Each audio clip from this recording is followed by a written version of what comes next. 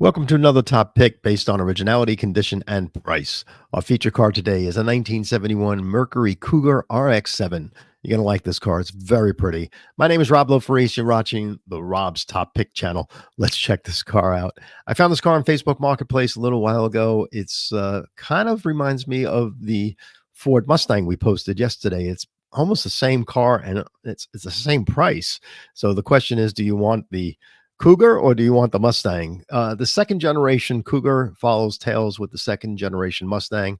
Both car lines ran from 1971 to 73.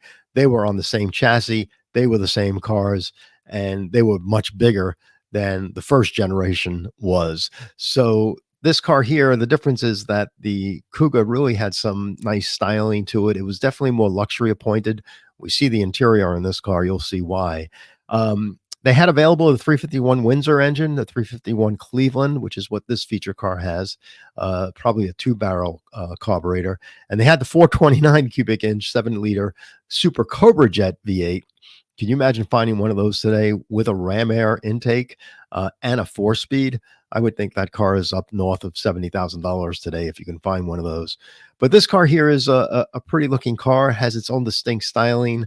Right before the federal government came in with big 5-mile-an-hour bumpers. So let's go look at the actual ad and see if we can tear it apart a little bit. There's not much really to tear apart. The car looks really nice. The seller gives a description that it's a time capsule. I don't know if he's a dealer or not, if he's owned this car for a while. He says it has the 351 Cleveland engine. The car runs good.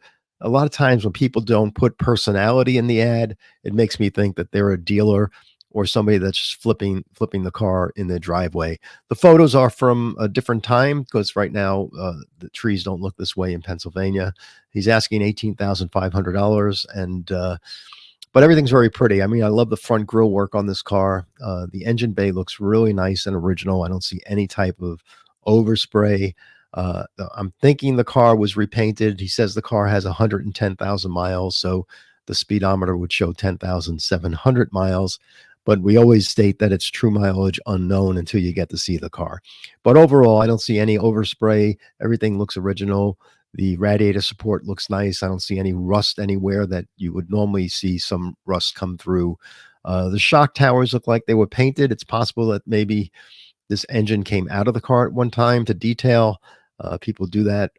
But overall, looks very impressive. Has air conditioning, power steering, power brakes, and nice car. The trunk area looks beautiful. It looks like there might be a little rust here where the wheel well meets the quarter panel, or it just could be the paint color coming through and the splatter paint that they use to paint the trunk area may have been flaking or something like that. But I would definitely check out these tight corner areas here in the trunk. It looks like the original weather stripping.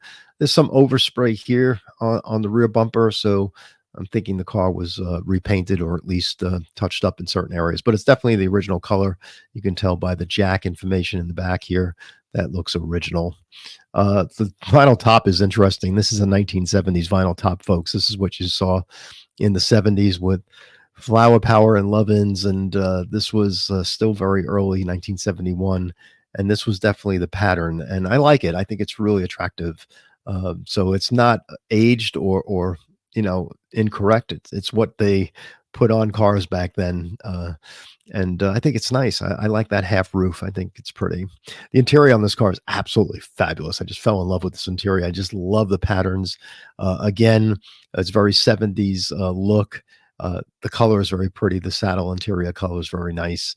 The dashboard and all looks very nice condition. They have a little clock on the center console, a grab handle here where the glove box is. Roll up windows just like the Mustang, but yeah, really nice wood inlay here in the gauges. There's your air conditioning vents. It looks like he has an AM FM radio, and his air conditioning controls are there. But I'm even thinking these carpets are original. Wow, could you imagine finding those carpets that are original to the car? That's something. So yeah, I'm a big fan of the interior on this car. I know it's nutty, but again, $18,500 to find a buyer to give you that type of cash online. It would probably be difficult. But if he brings this car to Carlisle in a couple of weeks, I think he'll sell it easily there. So it's that type of car. He shows some damage here in the right rear quarter panel, which is nice to see. It looks like there's damage. I'm not sure if there's repaint here. It looks like there might be a blending issue here or a clear coat problem. So car may have been peeling or retouched up here in the back, but it's hard to tell. A lot of times the lighting plays tricks on us, as we know.